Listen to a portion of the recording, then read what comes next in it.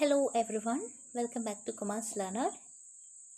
ഇന്ന് ഞാൻ നിങ്ങളോട് പറയാൻ പോകുന്നത് ഹാർഡ് വർക്കും സ്മാർട്ട് വർക്കും ഈ രണ്ട് ടോപ്പിക്സിനെ കുറിച്ചാണ്.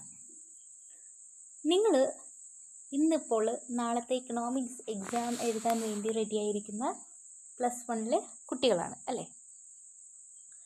അപ്പം നിങ്ങൾ ചിലവർ കുറേ കാര്യങ്ങൾ പഠിച്ച് കംപ്ലീറ്റ് ചെയ്തിട്ടുണ്ടാവും, ചിലവർ ഒന്നും പഠിച്ചിട്ടുണ്ടാവില്ല, ചിലർ ഇന്ന് തുടങ്ങി പഠിക്കാം ബിക്കോസ് നാളെ രാവിലെയും കൂടി ഇല്ലേ എന്ന് വിചാരിച്ച് സ്കിപ്പ് ചെയ്തതാ ലാസ്റ്റ് എക്സാമിൻ്റെ തലേ ദിവസം രാത്രിയിലേക്ക് എത്തിയേക്കണവരും ഉണ്ടാവും.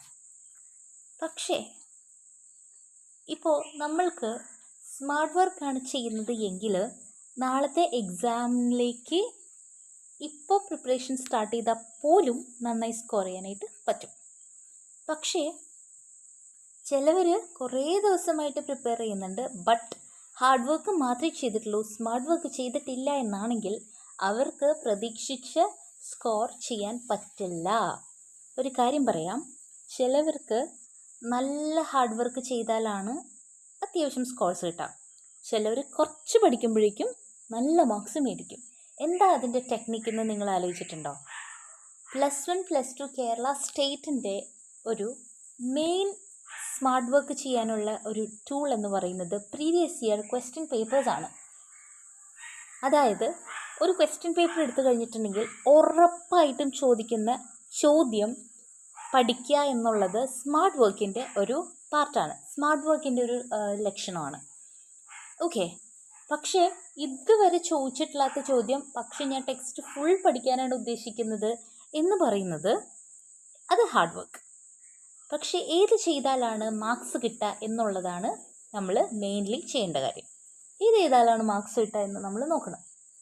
പിന്നെ നമ്മൾ ചിലവർ കുറേ ടൈം ഇരുന്ന് പഠിക്കും, രാവിലെ ഫുൾ ഇരുന്ന് പഠിക്കും, രാത്രിയും കുറേ ടൈം ഇരുന്ന് പഠിക്കും, ബട്ട് ചിലവർ കുറച്ച് ടൈമിലിരുന്ന് പഠിക്കുള്ളൂ. പക്ഷെ പഠിക്കുമ്പോൾ നല്ല നീറ്റായിട്ടിരുന്ന് പഠിക്കും. സോ നമ്മൾ ചെയ്യേണ്ടത് പഠിക്കുമ്പോൾ അടിപൊളിയായിട്ട് ഇരുന്ന് പഠിക്കുക എന്നുള്ളതാണ്. ഇപ്പം നിങ്ങൾ ഒരാൾ പഠിക്കാനിരിക്കുകയാണെന്നാണെങ്കിൽ പക്ഷെ നിങ്ങളുടെ കയ്യിൽ നിങ്ങളുടെ ഇൻസ്റ്റഗ്രാം ആക്റ്റീവാണെന്നാണെങ്കിൽ നിങ്ങളുടെ മാർക്സ് 1 by 1 ആയിട്ട് കുറഞ്ഞു പോയിക്കൊണ്ടേയിരിക്കുകയാണെന്നുള്ള റിയാലിറ്റി മനസ്സിലാക്കുക. ഓക്കെ, അതായത് നിങ്ങളിപ്പോൾ പഠിക്കുന്നു പക്ഷെ നിങ്ങളുടെ കയ്യിൽ ഇൻസ്റ്റഗ്രാം ആക്റ്റീവാണ്. അതായത് നിങ്ങൾ പഠിക്കുമ്പോഴും നിങ്ങളുടെ കോൺസെൻട്രേഷൻ ഫുൾ പുസ്തകത്തിലല്ല ഇൻസ്റ്റഗ്രാമിലെ റീൽസിലേക്കാണ് പോകുന്നതെങ്കിൽ നോക്കിയേ, നിങ്ങൾ ചെയ്യുന്ന വർക്ക് സ്മാർട്ട് വർക്ക് അല്ല. അവിടെ നിങ്ങൾ ചെയ്യുന്നത് എന്താ പറയുക, വെറുതെ എന്തോ യൂസ്ലെസ് ആയിട്ട് ചെയ്തുകൊണ്ടിരിക്കുകയാണെന്നാണ് മീനിങ്. പക്ഷേ നിങ്ങൾ ഒരു പെർട്ടിക്കുലർ ടാർഗറ്റ് ചെയ്തേക്കുന്ന, ഇപ്പോൾ നാളത്തെ എക്സാമിന് ചോദിക്കാൻ പോകുന്ന ഒരു 3 ക്വസ്റ്റ്യൻസ് പറയുകയാണെങ്കിൽ എന്താ പറയുക, reasons for stagnation of agriculture, sources of human capital, പിന്നെ sustainable development and strategies for sustainable development. ഈ 3 ക്വസ്റ്റ്യൻസ് നിങ്ങൾ ടാർഗറ്റ് ചെയ്തേക്കാണ്. യെസ്, ഇത് ഇന്ന ടൈമിനുള്ളിൽ ഞാൻ കവർ ചെയ്യണം. ആ ടാർഗറ്റ് കംപ്ലീറ്റ് ചെയ്യുകയാണെങ്കിൽ അതിൻ്റെ റിവാർഡായിട്ട് ഞാൻ ഒരു 5 minutes അല്ലെങ്കിൽ 10 minutes ഇൻസ്റ്റഗ്രാം യൂസ് ചെയ്യാം. ഇതാണ് നിങ്ങൾ ഉദ്ദേശിക്കുന്നതെങ്കിൽ that is smart work. Okay, പക്ഷെ നമ്മൾ ചെയ്യുന്നത് നേരെ തിരിച്ചാണ്. നമ്മളെന്താ ചെയ്യുക, ഇൻസ്റ്റഗ്രാമും പഠനവും കൂടി ഒന്നിച്ചു കൊണ്ടുപോകും. അങ്ങനെ ചെയ്ത് കഴിഞ്ഞാൽ കാര്യമില്ല. പിന്നെ ഒരു കാര്യം പറയാം, നമ്മൾ പഠിച്ചുകൊണ്ടിരിക്കുമ്പോൾ നമ്മൾ പുസ്തകത്തിൽ നോക്കി തന്നെയാണ് നമ്മൾ എപ്പോഴും പഠനത്തിൻ്റെ സ്റ്റേജ് 1 തുടങ്ങി പഠനത്തിൻ്റെ ലാസ്റ്റ് സ്റ്റേജ് വരെ നമ്മളൊരു കാര്യം ചെയ്യുന്നത്. പുസ്തകത്തിൽ നമ്മൾ നോക്കി പഠിച്ചുകൊണ്ടിരിക്കും, പറഞ്ഞു നോക്കും, പക്ഷെ കിട്ടില്ല. അപ്പം നമ്മൾ എന്ത് ചെയ്യും, കിട്ടാത്ത ഭാഗം പുസ്തകം നോക്കി പറഞ്ഞതങ്ങോട്ട് കവർ ചെയ്യും. പക്ഷേ ആക്ച്വലി അങ്ങനെ ചെയ്ത് കഴിഞ്ഞാൽ വല്ല യൂസ് ഉണ്ടോ?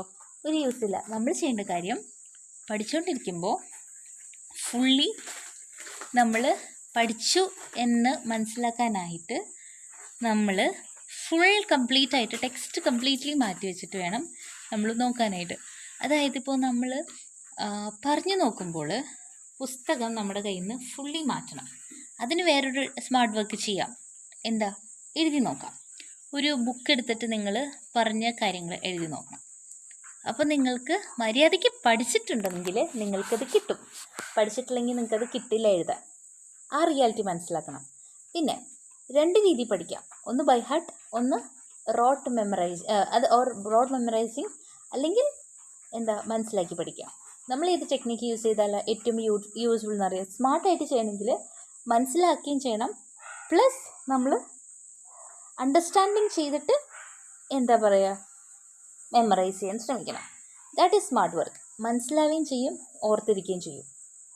ഓക്കെ, അപ്പോൾ നമ്മൾ എന്താ ചെയ്യേണ്ടത്? സ്മാർട്ട് വർക്കാണ് ചെയ്യേണ്ടത്.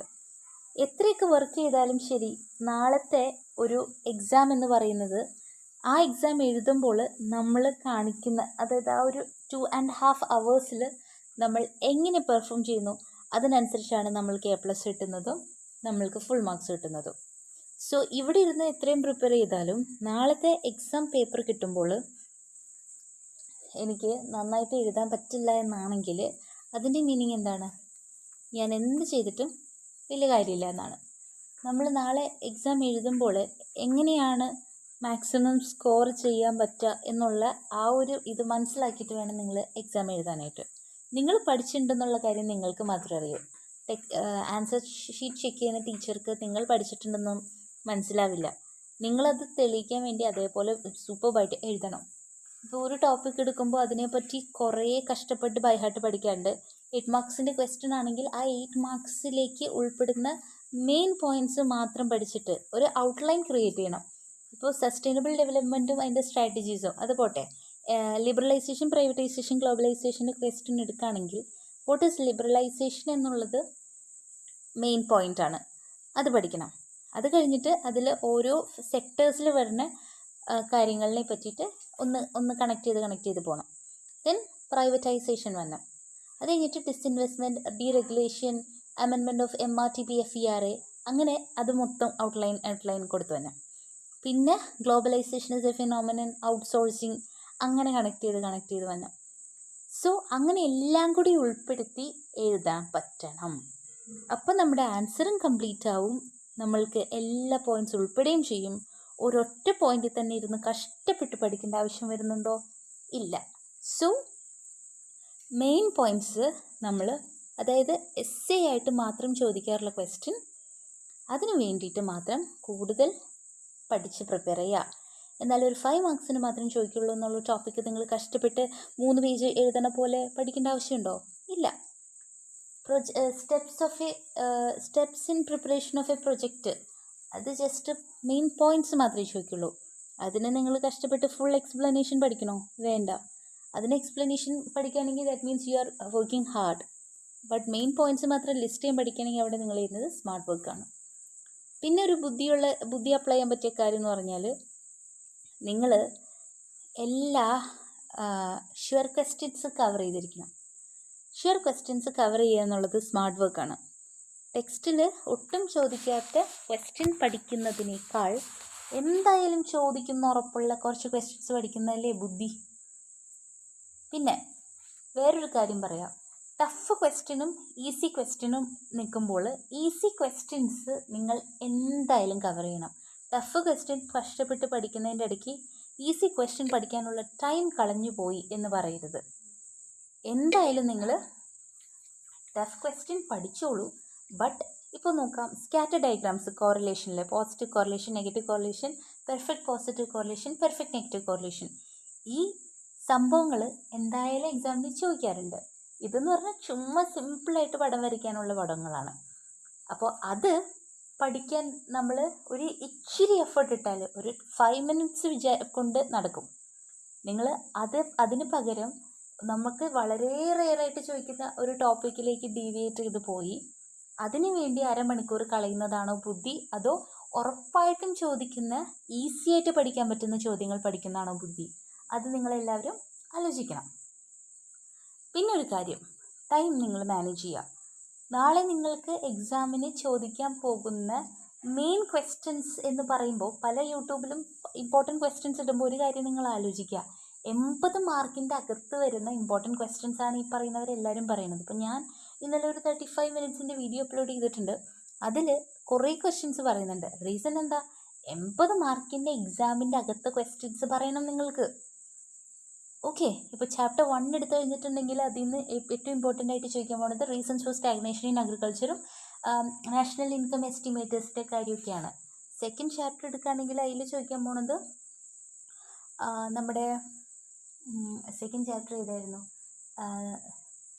സെക്കൻഡ് ചാപ്റ്ററിൽ ചോദിക്കാൻ പോണത് ഇപ്പോൾ നോക്കിയേ, സെക്കൻഡ് ചാപ്റ്ററിൽ നമ്മുടെ എന്താ പറയുക, green revolution, ingredients of green revolution, അത് ഷുവർ ക്വസ്റ്റ്യൻ ആണ്. അതെന്തായാലും ചോദിച്ചിരിക്കും. മനസ്സിലായോ? സോ ഇങ്ങനെ പല ചാപ്റ്ററിലെയും കാര്യങ്ങൾ പറയുമ്പോൾ ഓർക്കുക, 80 മാർക്കിൻ്റെ അകത്തേക്ക് വരണം. അതുകൊണ്ടാണ് ഇത്രയും ഡീറ്റെയിൽ ആയിട്ട് പറയണതെന്ന് നിങ്ങൾ ഓർക്കുക. സോ 80 മാർക്സിൻ്റെ ക്വസ്റ്റ്യൻ നിങ്ങൾ റെഡി ആയിരിക്കണം. 80 മാർക്കിൻ്റെ ചോദ്യങ്ങൾ എഴുതാൻ പ്രിപ്പയർഡ് ആയിട്ട് വേണം പോകാൻ. ഓക്കെ, പിന്നെ ഒരു കാര്യം പറയാം, മീൻ മീഡിയൻ മോഡ് ചോദിക്കും. ഓക്കെ, ആദ്യം തന്നെ ആ ഒരു ചോദ്യം എന്തായാലും ചോദിക്കും. സോ അതിൻ്റെ പ്രോബ്ലം ചെയ്യാൻ പഠിക്കണം. അത് പഠിക്കുന്നത് സ്മാർട്ട് വർക്കാണ്. നിങ്ങൾ അത് എന്തായാലും പഠിച്ചിട്ടേ കാര്യമുള്ളൂ. അതിൻ്റെ ഒരു ചോദ്യം ഷുവറാണ്. സോ അതെന്തായാലും നിങ്ങൾ പഠിക്കുക. ഓക്കെ, പിന്നെ മാക്സിമം ഗൂഗിളിൽ നിന്ന് ഇമ്പോർട്ടൻറ്റ് ക്വസ്റ്റ്യൻസിൻ്റെ PDFs ഒക്കെ റെഫർ ചെയ്ത് അതിലത്തെ മെയിൻ പോയിൻറ്റ്സ് വെച്ച് പഠിക്കാൻ നോക്കാം. പിന്നെ ഒരു സ്മാർട്ട് വർക്കിൻ്റെ സ്ട്രാറ്റജി എന്ന് പറഞ്ഞാൽ, ഒരു ടോപ്പിക്ക് അതിനെപ്പറ്റി നിങ്ങൾക്ക് ഡീറ്റെയിൽഡ് പഠിക്കാൻ ടൈമില്ല, ബട്ട് അതൊരു ഇമ്പോർട്ടൻറ്റ് ക്വസ്റ്റ്യൻ ആണ്. അങ്ങനെയാണെങ്കിൽ അതിൻ്റെ മെയിൻ പോയിൻറ്റ്സ് പഠിച്ചു നോക്കാം. അതായത് നമ്മൾ മെയിൻ പോയിൻറ്റ്സ് എന്തായാലും പഠിച്ചിട്ട് പോവാം. പിന്നെ ഫസ്റ്റ് പോയിൻ്റ്, മെയിൻ പോയിൻ്റ് എന്താണെന്ന് പറയുന്ന ഫസ്റ്റ് പോയിൻറ്റും കൂടെ പഠിക്കാം. ഇപ്പോൾ നോക്കുകയാണെങ്കിൽ നമ്മുടെ ഗോൾസ് ഓഫ് 5 year പ്ലാൻ എന്നുള്ള ടോപ്പിക് എടുക്കുക. ആ ഒരു ടോപ്പിക്കിലെ ക്വസ്റ്റ്യൻ വരുമ്പോൾ എന്താ പറയുക, സെൽഫ് റിലയൻസ്, മോഡേണൈസേഷൻ, ഇക്വിറ്റി എന്നൊക്കെ പറയുമ്പോൾ എന്താണ് ആ മെയിൻ പോയിൻ്റ്? സെൽഫ് റിലയൻസ് എന്താണ്, ഗ്രോത്ത് എന്താണ്, മെയിൻ ഒരു 1 ലൈൻ ഉണ്ടാവും. അത് പഠിച്ചു കഴിഞ്ഞാൽ തന്നെ അവർക്ക് ഈ കുട്ടിക്ക് അതിനെപ്പറ്റി അറിയാം എന്നൊരു ഇമ്പ്രഷൻ വരും. പിന്നെ അതിനെപ്പറ്റി കണക്ട് ചെയ്ത് എഴുതാനായിട്ട് എന്തെങ്കിലും നിങ്ങളുടെ കയ്യിലുണ്ടെങ്കിൽ ഓക്കെയാണ്. അതായത് ഇപ്പോൾ പോവേർട്ടി എലിവേഷൻ പ്രോഗ്രാംസിൻ്റെ ക്വസ്റ്റ്യൻ ചോദിക്കുമ്പോൾ poverty alleviation, what is poverty line. ഇപ്പോൾ നിങ്ങൾക്ക് പോവേർട്ടി എലിവേഷനെ പറ്റി ഡീറ്റെയിൽഡ് ആയിട്ട് അറിയില്ലെങ്കിൽ അതിൻ്റെ കണക്ട് ചെയ്ത് എഴുതാൻ പറ്റിയ പോയിൻറ്റ്സ് നിങ്ങൾ എഴുതുകയാണെങ്കിൽ നല്ലതാണ്. ആദ്യം പോവേർട്ടിയെക്കുറിച്ച് എഴുതാം, പോവേർട്ടി ലൈനെ കുറിച്ച് എഴുതാം, പിന്നെ പോവേർട്ടി എലിവേഷൻ പ്രോഗ്രാംസിനെ കുറിച്ച് എഴുതാം. അതായത് നിങ്ങൾക്ക് പോവേർട്ടി എലിവേഷൻ പ്രോഗ്രാംസ് അറിയില്ലെങ്കിലും അതിനെപ്പറ്റി അറിയുന്ന ടോപ്പിക്സ് എഴുതി ആ ആൻസറിനെ നല്ല റിച്ച് ആക്കാനായിട്ട് ശ്രദ്ധിക്കണം. ഒരു കാര്യം കൂടി ഓർക്കാം, നമ്മൾ എന്തെഴുതിയാലും അതിൻ്റെ അകത്ത് എന്തെങ്കിലും നല്ല എന്താ പറയുക, ഐഡിയാസ് വേണം. ചുമ്മാ റഫായിട്ട് എന്തെങ്കിലും ജനറലി തോന്നിയ പോലെ എഴുതാനല്ല. അത് എന്തെഴുതിയാലും നല്ല പോയിൻറ്റ്സ് ആയിരിക്കണം, ക്വാളിറ്റിയുള്ള പോയിൻറ്റ്സ് ആയിരിക്കണം. ആ പോയിൻ്റ് വായിക്കുമ്പോൾ ടീച്ചറിന് ഇത് കൊള്ളാം, 1 മാർക്ക് ഇട്ട് കൊടുത്തേക്കാം എന്ന് തോന്നണം. ചിലവരുടെ കുറേ ആൻസർ ഷീറ്റ്സ് ഉണ്ടാവും, അഡീഷണൽ ഷീറ്റ്സ് ഒക്കെ കുറേ എടുത്തുണ്ടാവും, പക്ഷെ അവരുടെ ആൻസറിൽ ഒന്നുമില്ല. അങ്ങനെ ഒരു ഇമ്പ്രഷൻ കൊടുത്തു കഴിഞ്ഞിട്ടുണ്ടെങ്കിൽ ഒരു കാര്യവുമില്ല. കുറച്ചേ ഉള്ളൂ, പക്ഷെ അവൻ എഴുതിയേക്കുന്നതെല്ലാം കാര്യമുള്ള പോയിൻറ്റ്സാണ്. ഈ ഒരു കൈൻഡ് ഓഫ് ഇമ്പ്രഷൻ കൊടുത്താലേ കാര്യമുള്ളൂ. അപ്പോൾ ഒരു കാര്യം പറയാം, നാളെ നിങ്ങൾ എക്സാമിന് പോയിരിക്കുമ്പോൾ നിങ്ങൾ 80 മാർക്കിൻ്റെ ക്വസ്റ്റ്യൻ പേപ്പർ ആൻസർ ചെയ്യാനിരിക്കുമ്പോൾ ഇപ്പോൾ തുടങ്ങി പഠിച്ചാലും നിങ്ങൾക്ക് സൂപ്പറായിട്ട് സ്കോർ ചെയ്യാനായിട്ട് പറ്റും. ഓക്കെ, ഇതിന് വേണ്ടിയിട്ട് 2024 ലാസ്റ്റ് ഇയർ എക്സാം എഴുതിയ ക്വസ്റ്റ്യൻ പേപ്പർ പഠിക്കുക. നല്ല ക്വസ്റ്റ്യൻ പേപ്പറാണ്, അതിൽ ഓൾമോസ്റ്റ് ഇമ്പോർട്ടൻറ്റ് ക്വസ്റ്റ്യൻസ് എല്ലാം ഉണ്ട്. 2021 ഇക്കണോമിക്സിൻ്റെ ക്വസ്റ്റ്യൻ പേപ്പർ ആൻസർ കീയും ഗൂഗിളിൽ അവൈലബിൾ ആണ്. അത് പഠിച്ചാൽ വളരെ നല്ല കാര്യമാണ്. 2020 ക്വസ്റ്റ്യൻ പേപ്പറും ആൻസർ കീയും അതും കൂടെ നോക്കിക്കഴിഞ്ഞാൽ കുറേ കാര്യങ്ങൾ നിങ്ങൾക്ക് കവർ ചെയ്യാൻ പറ്റും. ഓക്കെ, സോ ഇങ്ങനെ ഹാർഡ് വർക്ക് ചെയ്യാതെ കഷ്ടപ്പെട്ട് ഹാർഡ് വർക്ക് ചെയ്യുന്നുണ്ട്. നിങ്ങൾ ഹാർഡ് വർക്കിനെ സ്മാർട്ട് വർക്കിലേക്ക് മാറ്റുകയാണെങ്കിൽ ഡെഫിനറ്റ്ലി നിങ്ങൾക്ക് ഇനി ശ്രമിച്ചാലും നല്ല സ്കോർ ചെയ്യാനായിട്ട് പറ്റും. Thank you for watching.